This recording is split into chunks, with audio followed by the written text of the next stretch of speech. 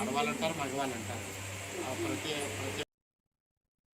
కామారెడ్డి జిల్లా సదాశివనగర్ మండలం పద్మాజీవాడ co operative society వద్ద యూరియా కోసం రైతులు భారీగా బారులు తీరారు. వందలాది మంది రైతులు గంటల తరబడి వేచి ఉన్నప్పటికీ ఎరువు అందక ఇబ్బందులు ఎదుర్కొన్నారు. ఫోన్ యాప్ సరిగ్గా పనిచేయక గందరగోళం పరిస్థితి నెలకొంది. ఇక రైతులకు సరిపడే యూరియా సరఫరా చేయాలని డిమాండ్ చేశారు. ఈ సందర్భంగా మాజీ జెడ్పీటీసీ రాజేశ్వరరావు మాట్లాడుతూ రైతు సమస్యలను ప్రభుత్వం వెంటనే పరిష్కరించాలని కోరారు.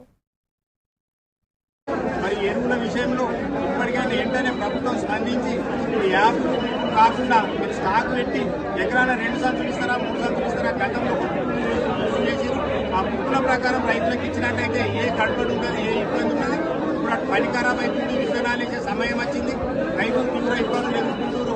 ప్రభుత్వం కలుసుకొని మరి ఎక్కువ స్టాక్ గురించి అవసరమైతే ఊరికి గురించి అక్కడనే కూరలు ఇస్తే బాగుంటుందని చెప్పి మేము డిమాండ్ చేస్తున్నాం.